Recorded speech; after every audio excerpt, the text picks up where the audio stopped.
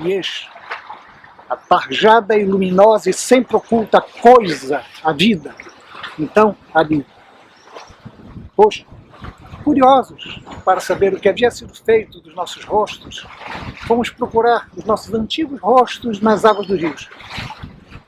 Vimos vários rostos passando, levados pelas águas.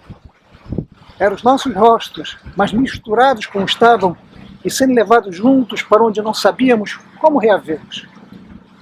Tentei pegar o meu rosto, que passava, sorrindo, mas as águas eram muito velozes e só consegui pegar o rosto de um outro que não era o meu. E esse rosto, não cabendo em mim, tive que devolvê-lo chorando às águas outra vez. Eu corri muito tempo ao longo do rio e ao longo das águas, perseguindo meu rosto que se afastava.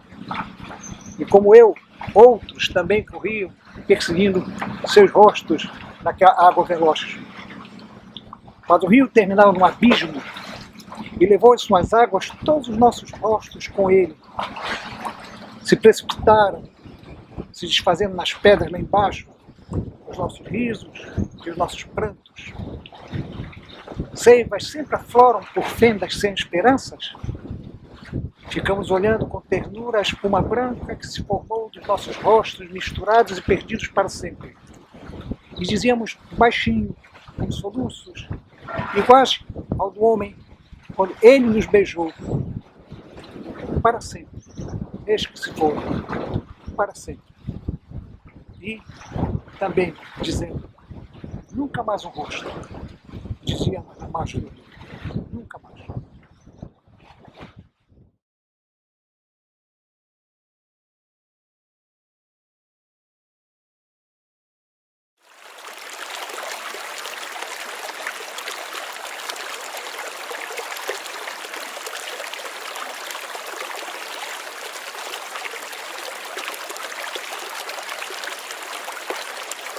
Isso é uma iniciação ao que é o livro invisível de Andara, que é o não livro, que é o livro não escrito e tudo mais, de onde vem os livros visíveis de Andara, de onde eles surgem. Né?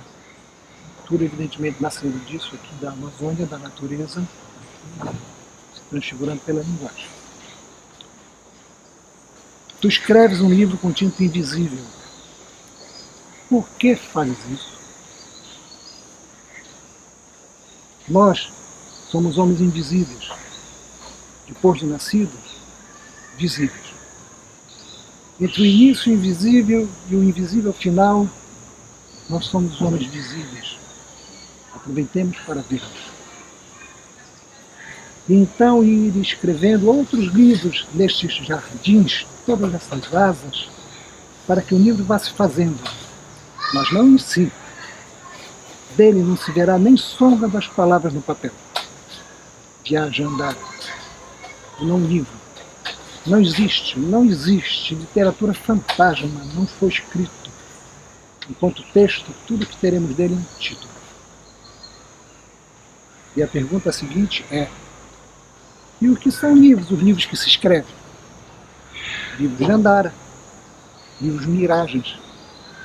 Pois uma vez escrita, da vida só resta a alucinação literária. Situação dos livros de Andara, condenados à visibilidade, para que Viaje Andara, o livro invisível, possa existir como pura ilusão. Andara, a viagem, ela mesma nunca será escrita diretamente. E ela está começando assim.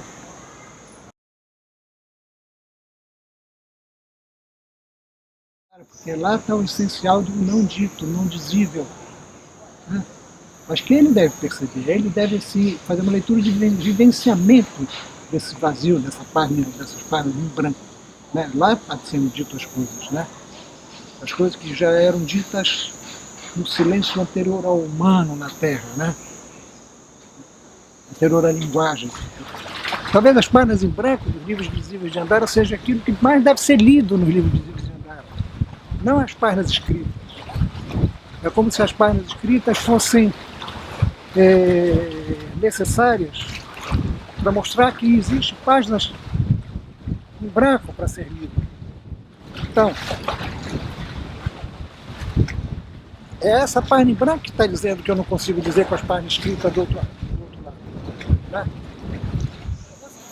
E a última palavra, a palavra que termina, encerra cá, é a palavra oniausência.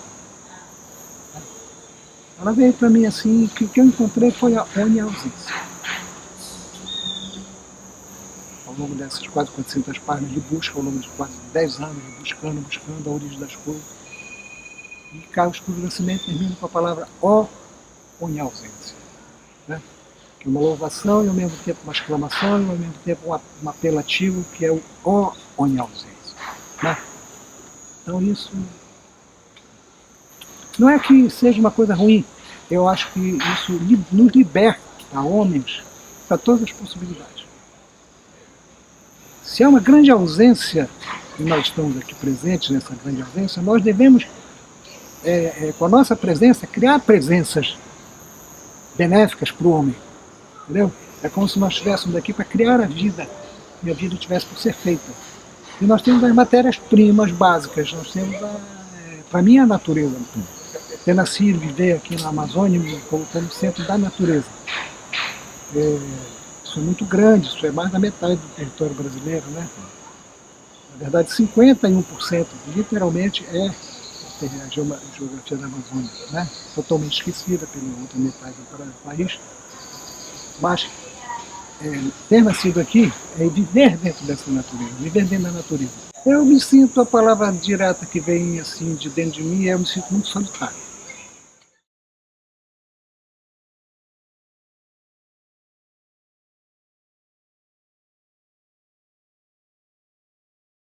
Agora, ali, não havia ninguém. Ali havia estado um homem, não estava mais. Para onde havia ido o homem agora? Veio a serpente. Onde o Ogmin se perguntaria em silêncio a serpente? Mas só o silêncio lhe respondendo, nada, ela se enrolaria na sombra do homem e ficara. Porque a sombra ficara, coisa esquecida como quem parte às pressas, tendo alguma coisa tão importante, tão importante para fazer em outro lugar. Ficavam ali num só ser, aqueles seres misturados, a serpente e a sombra, e os dias passavam indo para a parte alguma. Viessem o anoitecer dos dias, viessem o amanhecer das noites, e viessem as nesgas de luz, os crepúsculos, as auroras, os crepúsculos, e as cintilações que às vezes se dão incendiando, mas sem chamas, as teias negras voltadas, velando os olhos dos cegos. Viessem, voltassem, como se passassem. Agora ali não havia ninguém. Ali havia estado um homem, não estava mais. Então eu te pergunto, ali havia estado alguma vez um homem? Havia estado realmente um homem? Ou foram só as sombras das aves passando no céu sobre a terra que nos deram essa miragem, um homem? Ou foram só as folhas secas murmurando pelo chão caídas das árvores e dos nossos olhos úmidas de lágrimas que nos deram essa visão, um homem? Ou foram esses sonhos que, quando se tem, mesmo de olhos fechados, nos revelam sempre, sempre, que ali onde deveria haver um homem, na verdade, só houvesse a ausência de sermos? Ali, lá, eu te digo, sim, sim, houve uma vez um homem, e esse homem fui eu. Agora aqui contigo te contando a minha ausência, a minha, não mais minha presença. Onde só ficaram a minha sombra e uma serpente que enlouquece em seu silêncio, e ainda agora ouves ela que se repete. Onde o Ogmin? Fosse isso ainda no tempo em que os animais falavam.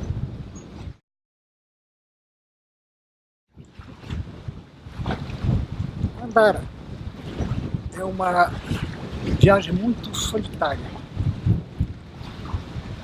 E você caminhar na Amazônia, que é muito grande, a real, natural, a Amazônia, que eu chamo a floresta sagrada, você vai andar muito, uma grande solidão, porque é muita ausência de gente. Em termos de ocupação demográfica, talvez seja 1 a 2 pessoas por cada quilômetro quadrado. Essa solidão natural da Amazônia, como natureza, como floresta, como geografia, ela se amplia muito no trabalho do escritor quando o Andara é aquilo que vai substituir a Amazônia. Quando se dá um processo de alquimia de converter a Amazônia natural, da minha face no sagrado, visível, na Amazônia sonhada, que é o mundo de Andara. Como também é uma literatura que eu busco tirar de onde não há literatura no mundo. Quer dizer, busco tirar de dentro de mim, de um lugar onde não haja nada da literatura depositada no mundo até hoje. Um lugar que seja completamente singular, um lugar único. Eu tento que fale através de Andara uma voz que não é a minha, que é a voz da vida. Mas você vive onde? Você vive na Amazônia, você vive em Andara, você vive onde? Eu vivo no dentro-fora, eu disse. Aí acharam interessante, fizeram um pessoal da universidade escreveu alguma coisa sobre onde é o dentro-fora, né? Dentro-fora, que eu digo assim, é meio corpo dentro do corpo, meio corpo fora do corpo, né? Meio corpo no ser, meio corpo no não ser, né? É nesse, eu digo que Andara é lugar de nenhum lugar, para que ela possa ser lugar de todos os lugares, entendeu? Tipo, um lugar que é um lugar de um lugar, ele só pode ser um lugar daquele lugar, mas um lugar de nenhum lugar, ou um não livro, ele pode ser todos os livros, né? É impossível você deformar um não livro que existe, mas não foi escrito, porque você não pode reescrever ele, você não pode refazer mais nada disso. Então, do livro invisível de Andara, surgem lampejos. Esses lampejos que são a vida me dizendo alguma coisa, eu me sinto como um instrumento da vida falando para os homens. Eu entendo assim que a vida fala a linguagem, né? A vida fala água, a vida fala a linguagem do fogo, ela fala a linguagem dos peixes, a linguagem dos aves, ela fala todos os tipos de linguagens, né? E conforme quem se destina o que ela tem a dizer, ela usa um tipo de linguagem. Então os homens, a vida tem coisas a dizer, só pode ser dito na linguagem dos homens. Então eu sei que eu não sou o criador dos meus livros, eu sei que eu sou um meio pelo qual a vida usa, usa para ela se dizer aos homens na linguagem humana, na linguagem escrita, na linguagem verbal, né? No princípio é o verbo, né? Então tá, a vida está sempre falando, o universo é uma grande linguagem, o universo é uma grande escritura. Só pela inocência é possível saber. Tá? Para mim isso é muito claro. Você perdeu a inocência, você entrou na ignorância. Viaja Andara ou tem 2 Os, um minúsculo e um maiúsculo, livro invisível. Até o primeiro O se trata do eu do homem, é a esfera pequena, né? E do segundo O, que é a esfera grande em diante, se trata já do eu do cosmos, do eu do sagrado, do eu do mistério, né? Então, a viagem Andara, ou até aí ela é os livros visíveis de Andara, né? Os homens podem ver, saber, ler, mostrar e tudo mais. E de o livro invisível, já com a esfera maiúscula, o O grande, já é aquela dimensão do sagrado realmente, aquela dimensão, e aí começa o livro invisível, né? Aquela dimensão em que o não ser é ser. E aí é preciso botar em diálogo essa questão de até que ponto o ser basta a si mesmo e até que ponto o ser tem que entender que sem o não ser, ele não é ser. Até mesmo porque de que maneira é possível você entender que o não ser tem a necessidade de ter criado o ser, né? Então, evidentemente, se trata de provavelmente uma mesma coisa, entendeu? Que da perspectiva do homem, dá a ver como 2 coisas diferentes, o ser e o não ser, né?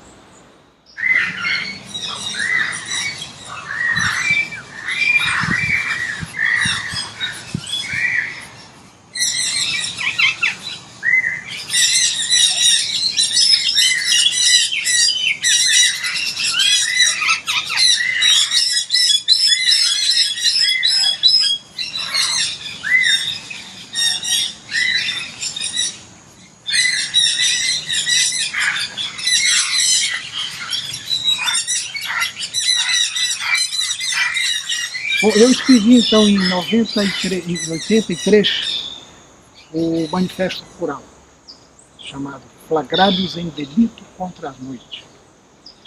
O que é o flagrados em delitos contra a noite? Você é flagrado pelo delito de não sonhar. Né? Esse é o seu delito. Então, eu estou me autodenunciando, como embora a floresta sonhe, que seja feita de mitos, fábulas e tal, e o nativo da floresta sonha todo o tempo, o homem urbano que ocupa as portas de entrada da floresta, Belém e tudo mais, ele denuncia o que é a nossa sociedade, como está feita aqui, colonizada, etc.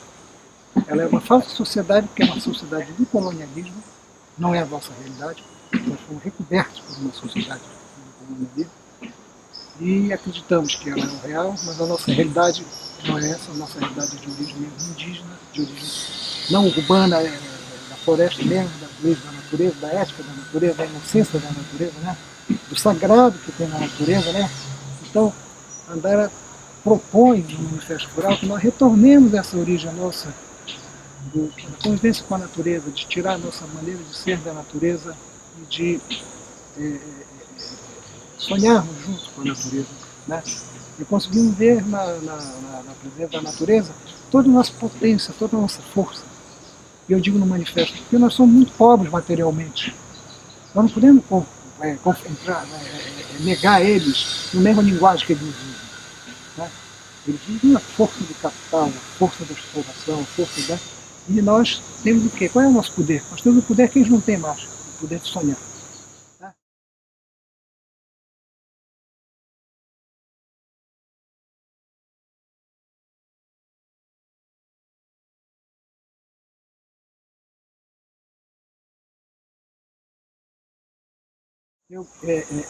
Quando eu nasci, isso tudo eu estou dizendo porque tudo isso vai aparecer em Andara. Quando eu nasci, o sentimento que eu tive é que eu tinha despertado dentro de um sonho.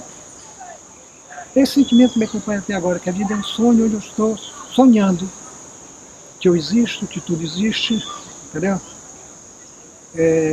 E como eu vejo, percebo, sinto e sei que a vida é esse sonho, ela evidentemente vai aparecer em tudo que eu faço como um sonho. Né? Mas é um sonho que me permite assim, me libertar das certezas e, por exemplo, encontrando a oniausência, eu encontro a oniausência não como um espaço de estou abandonado, estou perdido, mas como uma dimensão de todas as possibilidades estão em aberto. Entendeu? Então, a oniausência abre mais ainda do que a onipresença dos sonhos dentro de nós. Mas então o Manifesto Rural é uma proposta de ação poético-política, de defesa da Amazônia, de autoconsciência de que nós não somos isso que nos fizemos de nós, de denúncia do colonialismo e agora do imperialismo, do capital mesmo, como está acontecendo aí. E interessante que não existe nenhum outro manifesto assim, feito aqui na Amazônia, tomando uma posição decidida. Né? Então eu escrevi esse manifesto e distribuí, fiz 500 exemplares, distribuí para todo o pessoal que veio para a SBPC, do Brasil, de outros países e tudo. E o Teatro da Paz, que é o nosso grande teatro, o Teatro da Borracha, estava vendo, na abertura da SBPC, uma cerimônia. E era o governador do estado falando para autoridades católicas, militares, civis e tal. Ouvindo a SBPC e falando, aquele discurso político. Né? Eu entrei por trás do teatro, que eu conheci o teatro, invadi o palco, fiz ele parar de falar e anunciei o Manifesto Rural e disse, esse é o Manifesto Rural que diz isso. Eu estou dando para você que é o governador do estado, quando ele está na sua rede de paraense, leia, reflita e haja, que você tem o poder de fazer, eu só posso fazer isso, fazer denúncia. Obrigado, boa noite, me retiro. Todo mundo calado me olhando assim. Né? Bom, esse manifesto foi muito importante porque ele tipo assim, ele tornou um discurso pragmático. O que em Andara é um discurso onírico. E o manifesto termina com uma frase que diz assim, nossa história só terá realidade quando nós a refizermos a nosso favor. Refizermos através da nossa capacidade de sonhar. Né? e digo, eu estou fazendo a minha parte, sonhando andar.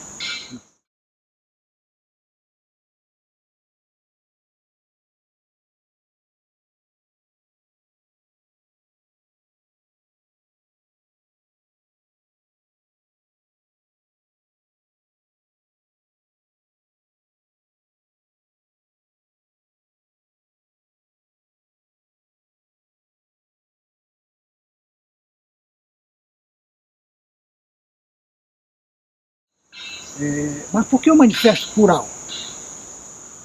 Cural é um pássaro que surge no terceiro livro de Andara, chamada Jardins, Jardins e a Noite. Ele está nesse volume novo que saiu nos 3 primeiros livros de Andara, e que ele cega o narrador, que é o Jacinto. E claro que o nome não é à toa, né? Jacinto. Agora é Jacinto. Tá? E tira os olhos dele, cega ele para que ele possa ver, livre dos olhos gastos do dia a dia, da rotina, de ver as coisas, sabe? Já sem ver, né? De tanto ver, você já não vê mais, né? Para que ele possa ver sem os olhos, tá? A realidade que está encoberta pela nossa capacidade de ver repetidamente, né? As mesmas coisas, né? Então, quando ele tira os olhos, o Jacinto, ele cega o Jacinto, né? E o Jacinto, ele passa a ver. Ele vê pelo vento, o vento traz histórias de longe, conta para ele essas histórias, que ele reconta para nós, né? Que somos leitores do livro, né? E ele pede a volta do curau. Ele reza, ele faz uma oração, ele chama, vem curau, volta, vem levar os homens para os teus jardins. Só você não precisa pedir, menino, dizia Jacinto. Pedir que o curau venha cegá-lo. Que as crianças continuam vendo, né? Mas peça por seu pai. Peça à noite antes de dormir. O curau é um bem que nos aconteceu, menino, e um dia ele vai voltar, dizia Jacinto. Empurrado pelo cego depois, o menino se afastou. Agora vai embora. Eu já disse tudo. Agora eu quero ficar só aqui, sentado junto à janela. Cego, disse o Jacinto. Na rua, quando for embora, o homem dizia ao menino, não. O menino quisesse olhar outra vez para o céu. No céu havia nuvens, havia uma mancha, era grande, vermelha. O coral é grande, vermelho. Talvez agora um inseto me olhe para entender, diz Jacinto na sua janela. Ele ficou, né? Na sua janela ele agora está dizendo, vem curar. E essa voz que diz no vento, ouvimos ainda uma vez, vem curar. Vem levar os homens para os teus jardins. E se vocês ouvirem neste filme esse som, que é um som de serra, eu espero que vocês se lembrem que a Amazônia está sendo cortada, serrada, muito cruelmente, muito brutalmente, pela ambição daqueles que querem utilizar ela como um território de lucro, de capital, de investimento e tudo mais. Então, não nos perturba nesse momento, espero que não perturbe a audição de vocês, ouvir essas serras, porque também vocês estão ouvindo os pássaros, né? E como resolver essa questão de preservar o canto desses pássaros e eliminar o canto horrível dessa serra, né? E a minha voz está no meio dessas coisas, né? A minha voz opta pelo canto dos pássaros e a minha voz fala contra essas serras, né?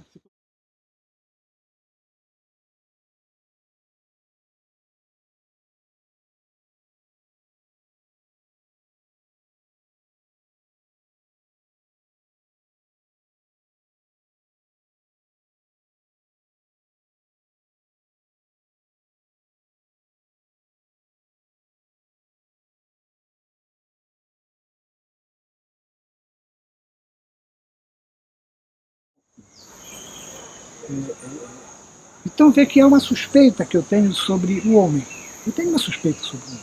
O meu filho, Franz, ele foi assassinado em 1993, por nada, na porta de casa, depois do jantar, 9 horas da noite, da testemunha de enquanto estava brincando com os primos dele. E evidentemente nós estamos no Brasil, o assassino nunca foi julgado, continuou solto, não aconteceu nada. Bom, o que faz um pai quando um filho transcende? Os outros também, os irmãos e avós e tudo mais. Eu pensei assim, dizem que há uma imortalidade na arte. Talvez, quem sabe os meus livros vão permanecer. Então uma das maneiras do Franz permanecer seria se ele entrasse no meu livro. E aí eu incluí o nome dele dentro do meu livro, do meu nome que ficou sendo Vicente Franz Cecim. O nome dele era Franz Cecim, o meu Vicente Cecim, e depois passei a escrever como Vicente Franz Cecim. E tem uma coisa muito interessante, que não é que eu tenha mudar a minha maneira de escrever. Porque quando isso aconteceu, o primeiro livro que tem a assinatura do Vicente Franz Cecim já foi o 10º livro, mais ou menos, que foi o Silêncio sobre o Paraíso. Mas então, digamos que Andara fosse um ambiente propício já, fantástico, aberto para todas as possibilidades, para as transcendências e tudo mais, propício a receber a presença dele, não só no meu nome, mas dentro do próprio ambiente de Andara. Né? Já que Andara fica entre o céu e a terra, num entre-lugar. Nesse entre-lugar, tu tens, possivelmente ele está, não sei, e, bom, ele veio para dentro. E normalmente é inevitável que eu escreva com a presença dele junto comigo. Né? Às vezes eu brinco, dizendo, Franz, vou começar um outro livro, bora começar, filho, vamos escrever junto e tal. Então o que aconteceu de substancial na vinda dele para ser, tipo assim, participar da criação do livro de Andara, já da metade dos livros em diante, vamos dizer que eu já escrevi 20, assim, a partir do 10º livro em diante, ele já estava presente, né? Não mudou essencialmente o que é a escritura de Andara. Mas o que é que mudou? Me tornou mais, vamos dizer assim, responsável cosmicamente pela memória dele, pela presença dele, sabe? Acho que os livros se tornaram assim mais eles assim, se fala assim, literatura fantástica, mas eu digo que o livro invisível é literatura fantasma, porque ele não é existente.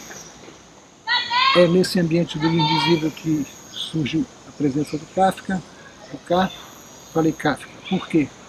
Porque cada filho meu eu dei um nome que tivesse uma história de alguém.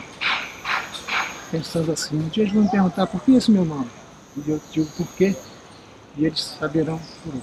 Então o Franz, que era meu terceiro filho, eu chamei de Franz Kafka. Né? O Franz Kafka. E como tu falaste assim, como a gente conversou já, há muita presença da letra K dentro do livro, sobretudo esse livro que eu fiz, que saiu em Portugal em 2005 e agora saiu em Belém, fim de 2016, que é o K, o escuro da semente. Né? E é um livro que me custou muito, porque me custou mais de 8 anos fazendo a pergunta, qual a origem das coisas? Então, no princípio, a origem das coisas é uma semente. Eu não tenho nenhuma religião e tenho todas. Né? Sinto que eu tenho uma conexão, uma relação direto, eu e mistério, segredo, ou seja, o sagrado. Eu sinto que eu tenho isso e que eu não precisaria de caminhos intermediadores. Na verdade, o caminho é a viagem Andara. A viagem Andara busca essa transcendência. Né? Estou lendo esses livros. E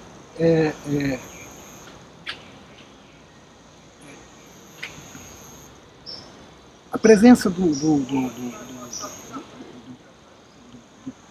K como título de um livro, que é o K, o escuro da semente, que foi tipo assim, eu não tenho mais muito tempo para ficar aqui entre os homens vivendo. Né? Então eu devo fazer um livro que seja assim, tipo um testamento, um volume final em que toda essa Andara, o que eu disse, o que eu possa vir a dizer ainda esteja contido. Né? E eu escrevi esse livro numa noite, evidentemente muito rascunhadamente. em 6 horas eu escrevi todo ele e disse, bom, agora basta eu preencher, né, espaço. Esses espaços me ocuparam 8 anos, né, até o livro saiu em Portugal em 2005. E depois que surgiu a oportunidade de ser publicado aqui, eu mergulhei no livro de novo e levei mais um ano. Então a edição que vale para todo mundo é a edição brasileira de Carlos Cruz Nascimento. E o que eu fui descobrindo ao livro desse livro, que valeu a pena, foi uma imersão muito grande, foi que a origem da semente é desconhecida. Né? Eu vi o escuro que dá origem à semente, que dá origem às coisas visíveis. Né? Esse livro termina em pleno mistério.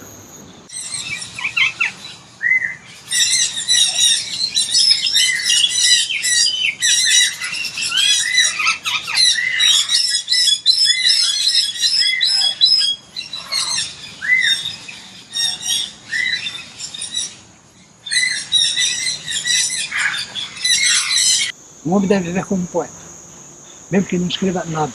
Ele deve viver como um poeta, ele deve dormir como um poeta, acordar como um poeta. Essa é a maneira de perceber a vida. Não tem uma fórmula política, não tem uma fórmula estética, não tem uma fórmula mística, não tem nenhum tipo de fórmula de caminho. O único caminho para você ver na lucidez é viva como um poeta. Né? Nesse sentido, você não precisa criar poemas. Todo o seu viver já é dentro de um poema. Né? A vida já é um poema, né? Que você vive, você vivencia. E da sua maneira de vivenciar esse poema que é a vida, você vai revelando a outros que eles estão dentro de um poema que é a vida.